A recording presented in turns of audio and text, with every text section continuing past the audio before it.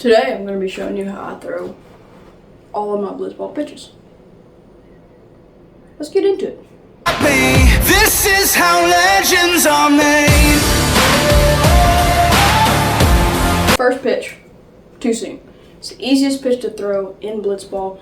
Everybody kind of throws theirs a little bit different.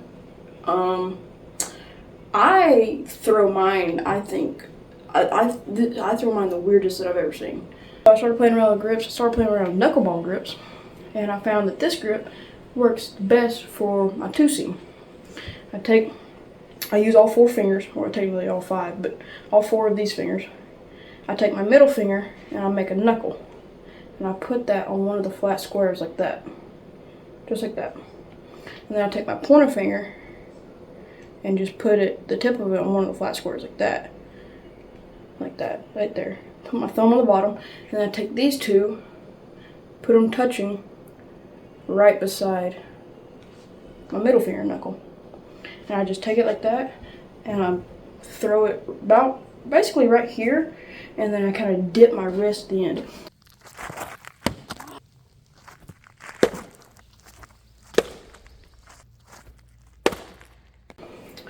But this pitch that I'm about to show you is a screwball, and this is the pitch that I use whenever I need a strike. So say it's like 3-0 in the count, I don't have a strike yet, and I need a strike, this is the pitch I use.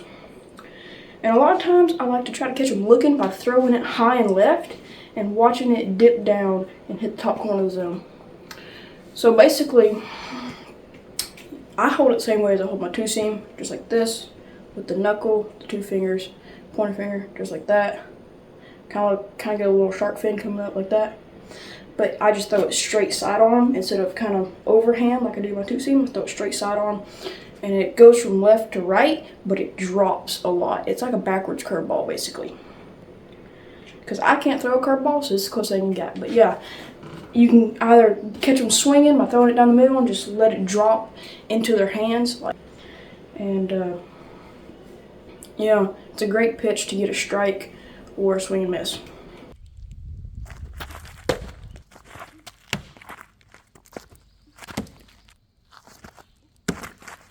Next pitch is my hardest pitch to throw, the slider. I can throw a knuckleball better than a slider. Like, I cannot get this accurate. Basically, just like a baseball slider. Put your two fingers together, and I like to hold it really deep in my hand. These two fingers, you can do really whatever with these. I like to just kind of hold them down to the side, just like that. But you want to put your thumb directly below them two fingers. Okay? Now what you're going to do is, I like to think whenever I throw it, thanks to Jack Doyle from We Got Ice for the slider tips, you want to act like you're spanking the ground, if that makes sense. So you're going to throw a sidearm, and you're just going to want to snap your wrist like that, because again, spin is key. And you're going to act like you're spanking something, like boom. Just think spank. That's what I like to try to do. And it will go from right to left. And a lot of times, what I like to do is throw it low, throw it at their butt, and just let it zoom in and hit the bottom of the zone. I've even seen people throw it behind the batter and hit the zone behind them. Mine don't move that much, but yeah. It's a great pitch if you want to scare somebody, because it'll be coming right at them, and then just do this and hit the zone.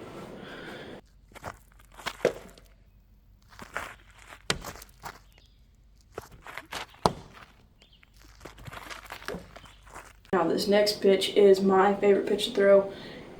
This pitch is the hardest pitch to hit in all of blitzball. This and the riser, like, hardest pitches to hit. And it's a knuckleball. And again, spin is key, right? No.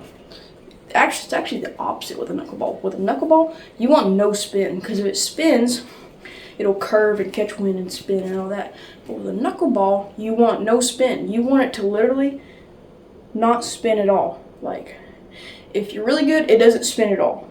But, mine spins a little bit, kind of like this. But yeah, you want no spin, because if it doesn't spin, the wind catches it, and it catches the wind in weird ways, and it just kind of, it does unpredictable things. Like sometimes it'll kind of slide and drop and dance like this. Other times it'll kind of go straight and do circles.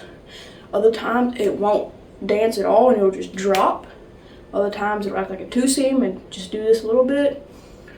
It's really unpredictable, and if they do get a hold of it, most of the time it's a ground out. Most of the time they just hit it right to you, or it's barely a single, like, because it's really hard to barrel this. And if I take my two knuckles, just like this, just two, and I put them on the ball, on the flat squares, and then I take my thumb, kind of put it down here, like this, on a flat square, take these two, and just kind of put them on there like that.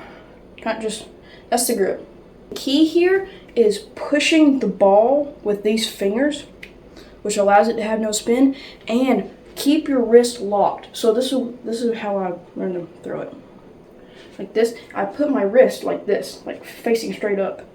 And because if you keep it flat, which you can do it, and it will drop more if you do it like this, but it's harder to control that I found. And it doesn't go as fast. You can keep your wrist flat like this and come across and kind of shot put it and just flick out, and it will drop when you do that.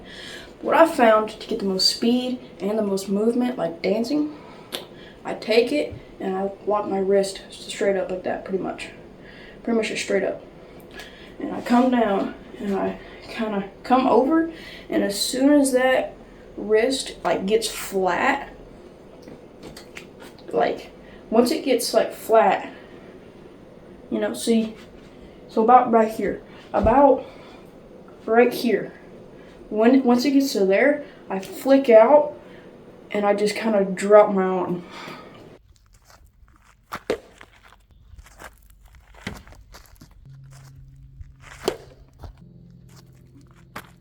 That's basically my blitzball pitches, and if this helped you, I hope it did.